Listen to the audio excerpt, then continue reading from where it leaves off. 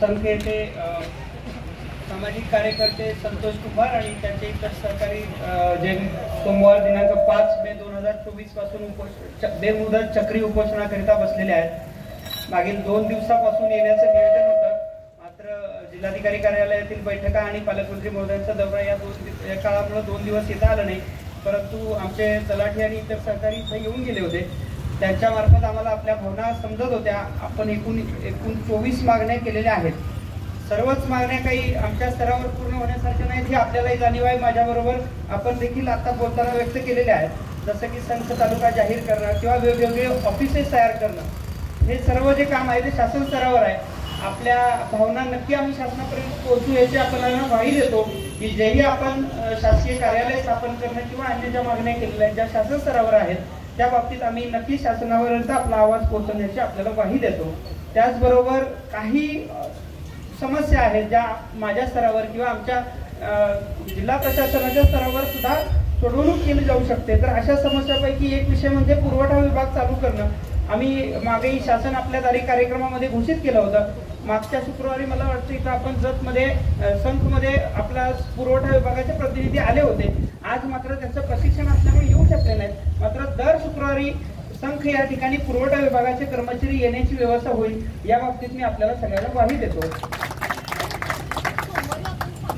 म्हणण्याप्रमाणे आपण शुक्रवारच्या ऐवजी सोमवारी करू, पण आठवड्यातून 1 दिवस आपला पुरवठा विभागाचा सर्व स्टाफ इथे येईल आणि इथं ज्या काही संघच्या लोकांच्या अडचणी असतील त्या संदर्भातील जे काही त्यांचे प्रश्न असतील अर्ज असतील त्यावर कार्यवाही करण्याकरिता आम्ही प्रयत्न करू। दुसरी गोष्ट आहे स्टॅम्प होल्डरच्या बाबतीत देखील आपली मागे चर्चा झाली होती। मंगळवारी मी स्वतः सर्व स्टॅम्प होल्डरना तालुक्यातल्या मंगळवारी माझ्या कार्यालयात बैठकीसाठी बोलवतो आणि त्यांच्याशी चर्चा करून आम्हाला हे कंपल्सरी जरी नाही करता आलं तरी त्यांच्याशी चर्चा करून त्यात मार्ग काढून आम्ही दर आठवड्यातून म्हणजे दररोज किमान एक व्यक्ती इथं स्टॅम्प होल्डर इथं येईल याची व्यवस्था करण्यासाठी मी प्रयत्न करतो। याच्या बाबतीत मी आपल्याला शब्द देतो। आणखी एक गोष्ट बरेच वेळा सांगितली गेली की रेकॉर्ड ऑफिसच्या संदर्भात विषय झाला। बराच रेकॉर्ड आम्ही सर्व जत नाही, कारण संघला जागा नाही आहे। माननीय जिल्हाधिकारी महोदयांचा जत दौरा झाला त्यावेळेस पण आमच्या ही गोष्ट चर्चा झाली की संघ या ठिकाणी कार्यालय नाही आहे। सगळ्यात पहिलं म्हणजे अप्पर तहसील कार्यालय होणं गरजेचं आहे, त्याच्यासाठी देखील साहेबांनी जागेची मागणी करण्यास कळवलेलं आहे। आम्ही चांगली जागा बघतो आहे, ही पाटबंधारे विभागाची जागा आहे, ती झाली तर शक्य ती किंवा तुमचं गायरान आहे या दोन्हीपैकी कुठल्या तरी एका जागेवर आपण अप्पर तहसील कार्यालयाची एक सुसज्ज इमारत करण्याची व्यवस्था करतोय आणि एकदा सुसज्ज इमारत जर झाली तर आपल्याला नक्की तिथं रेकॉर्ड ऑफिस आपलं करता येईल। त्यामुळं जागा मागणी तेवढ्या लवकरात लवकर आम्ही जागा मागणीचा प्रस्ताव पाठवू तेवढा आम्ही करतोय प्रयत्न त्याच्यासाठी।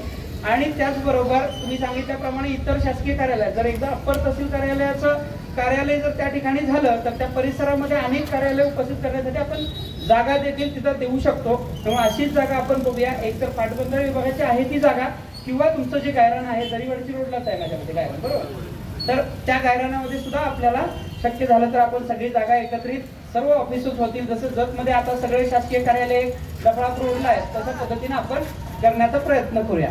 इथं महाराष्ट्र बँकच आहे।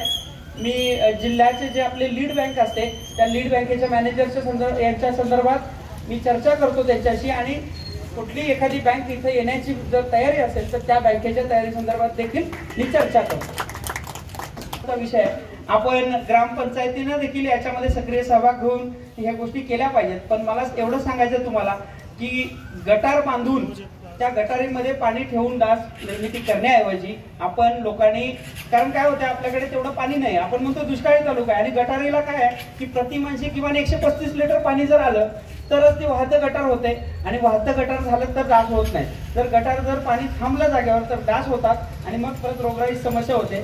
त्याच्याऐवजी माझं सगळ्यांना सांगणं आहे की ज्यांच्या घरापाशी जागा आहे शोष खड्डे करा, जास्तीत जास्त शोष खड्डे करा। ज्या घरामध्ये शोष खड्डा आहे त्या परिसरामध्ये मच्छर होण्याचं प्रमाण कमी होत आहे।